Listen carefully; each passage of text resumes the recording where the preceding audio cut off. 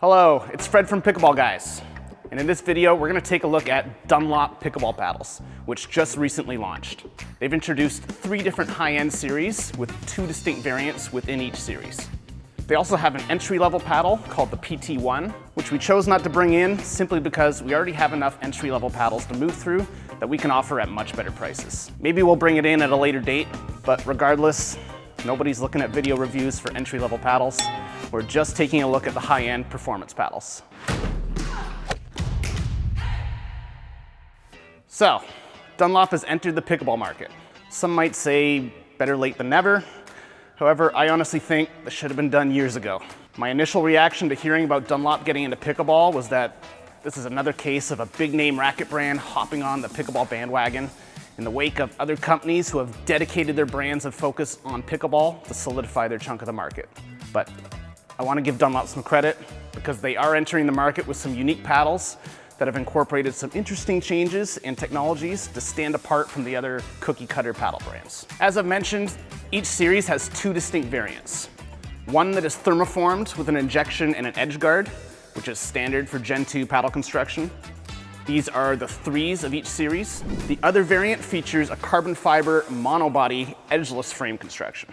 A monobody construction basically further increases the stiffness and stability of the paddle by having the carbon fiber frame run continuously from the handle to the face, drastically reducing flexibility at the neck. These monobodies are the 5s of each series.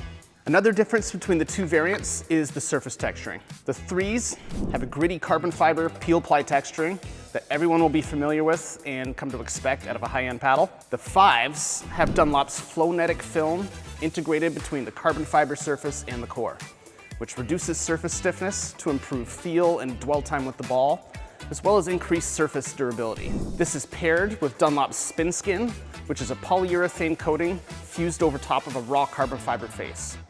These are not gritty, but let's hold our gut reaction on that for a minute because they are supposed to enhance grip on the ball to generate spin. Now let's take a look at each of Dunlop's paddle series, and I'll share my first impressions on how these actually play.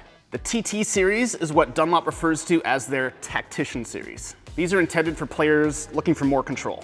Within this series, we have the TT3 and the TT5. Their Accucore technology is Gen 2 polypropylene honeycomb, which has traditionally given a plusher and more connected feel than Gen 3 or Gen 4 paddles, which typically offer more power. Gen 2 will provide a bit more finesse and touch on your dinks, drops, or resets. The TT3 is the 16mm thermoformed wide body paddle variant. It weighs approximately 8 ounces, has a carbon fiber surface with a gritty peel ply texturing, has a very low swing weight of 104, and a twist weight rating of 6.8. The sweet spot is fairly large on this one, which makes sense since it's the widest paddle in the series. A twist weight of 6.8 is high, but not that high for a wide body paddle with an edge guard. It's got a paddle length of 16 inches, a paddle width of 8 inches, and a handle length of 5.3 inches. The TT5 is the 15mm monobody edgeless hybrid paddle variant. It weighs approximately 8.1 ounces and has a carbon fiber surface with Dunlop's Flownetic Film and Spin Skin. It has a medium-low swing weight of 112 and a low twist weight rating of 5.7, which is quite low for a wide body. It has a paddle length of 16.25 inches, a paddle width of 7.75 inches, and handle length of 5.5 inches. I think the 3 is more forgiving than the 5. It's a little bit more maneuverable with a lower swing weight, but much more stable with the higher twist weight. Swing weight is always something that's a little irrelevant because it ultimately depends on where you're gripping it on the handle. The higher you hold something, the more maneuverable it is. But for a wide body, I'd like to see a higher twist weight to make the most out of its large sweet spot. As to which one of these I prefer, I would have to say the TT3 wins here. It's more forgiving, it has the same control as the TT5, maybe not as much power, but it's also a better price. The CR series is what Dunlop refers to as their creator series. These are intended for players looking for all-around performance. Within this series, we have the CR3 and the CR5. These have hybrid foam cores, which is Gen 3 polypropylene honeycomb with foam injected into the cells to enhance durability and resist core crushing. This makes for a nice blend of power and control with feel, perfect for all-around play. The CR3 is a 15mm thermoformed wide body paddle variant with an edge guard. It weighs approximately 7.9 ounces has a carbon fiber surface with a gritty peel ply texturing. It has a low swing weight of 108 and a moderate twist rate rating of 6.4. So nice and maneuverable and fairly stable.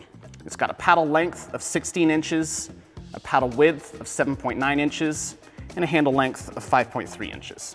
The CR5 is the 14mm monobody edgeless hybrid shaped paddle variant. It weighs approximately 8 ounces and has a carbon fiber surface with Dunlop's Flownetic Film and spin skin. It has a medium-low swing weight of 113 and a very low twist rate rating of 5.2. It's got a paddle length of 16.25 inches and a paddle width of 7.65 inches and a handle length of 5.5 inches. I think both models in this series do a good job at being all-round paddles. There's more power coming from the CR5, and this is coming from the monobody construction, making it a little bit more rigid in combination with the thinner core. The 5 is also a bit more versatile with its aerodynamic design and its longer handle, but certainly not as forgiving with the lower twist rate rating and smaller sweet spot than the CR3. I'd recommend the CR5 to higher level players, and I also recommend adding some lead tape along the sides to increase that twist rate. Now the AG series is what Dunlop refers to as their aggressor series. These are intended for players looking for more power. Within this series, we have the AG3 and the AG5. The AG5 will be arriving a little later in the fall of 2026, so we don't have that one to test out right now as we're making this video, but we do have the specs on it, so I can share what I know and give you my best guess on how it will play. These paddles are made with Dunlop's X3 foam cores, which are Gen 4, 100% full foam floating core designs with a PU inner ring and a soft EPP outer ring. In the center are 2 layers of high energy EPP foam that store and release energy quickly, sandwiching a rigid PMI layer that provides stability and increases durability. The AG3 is the 14mm thermoformed wide body paddle variant with an edge guard. It's closer to a hybrid shape, but still technically a wide body. It weighs approximately 8 ounces and has a carbon fiber surface with a gritty peel ply texturing. It has a medium swing weight of 115 and a twist rate rating of 6.0. Again, this is kind of low for a wide body, so I'd recommend customizing this with some lead tape on the sides to increase stability and expand that sweet spot. It has a paddle length of 16 inches, a paddle width of 7.75 inches, and a handle length of 5.3 inches. The AG5 is the 13mm monobody edgeless hybrid shaped paddle. It weighs approximately 8.2 ounces and has a carbon fiber surface with Dunlop's Flownetic Film. It has a medium swing weight of 115, a very low twist weight rating of 5.05. It has a paddle length of 16.25 inches, a paddle width of 7.5 inches, and a handle length of 5.5 inches. Given its specs, I would probably recommend customizing it with some lead tape to bring up that twist weight and stability. But until I hit with it, when we receive them in the fall, I can't say for sure. Since I did get to play with the AG3, I can tell you that it did feel very powerful. It also felt very comfortable and arm-friendly for a power paddle. It's a great paddle to attack with at the net, has a large sweet spot, and ground strokes felt strong with good spin. I can imagine the AG5 being a slight step up in the power department, and I'll be curious to see how it rates against other top power paddles in the market. I'm looking forward to trying the 5, and I definitely recommend the AG3 to anyone looking to play more aggressively. Overall, I think Dunlop hit their marks with each paddle series. They did spend about 3+ years researching, developing these paddles, and waiting for the right time to enter the pickleball market. I think this is a strong start. Dunlop is showing they care about standing out and incorporating top quality technology. I think some of their paddles could benefit from having higher twist weights, but this is something that can be remedied by customizing your paddles with lead tape. Circling back on the spin skin of the 2 5 models. I know I mentioned that they don't feel gritty, but you can still get some pretty good spin with them. Grittiness doesn't affect spin nearly as much as you think it might. Dwell time with the ball actually has a larger impact on spin, and these definitely provide for that. So for Dunlop's first paddle launch, I obviously hope it's successful for them. I think they'll get a good response, and as they receive more feedback, I'm sure Dunlop will only continue to improve on paddle technology and push the game forward. Thank you for watching. As always, let us know in the comments if you have any questions or if there are other products you would like to see us review in the future.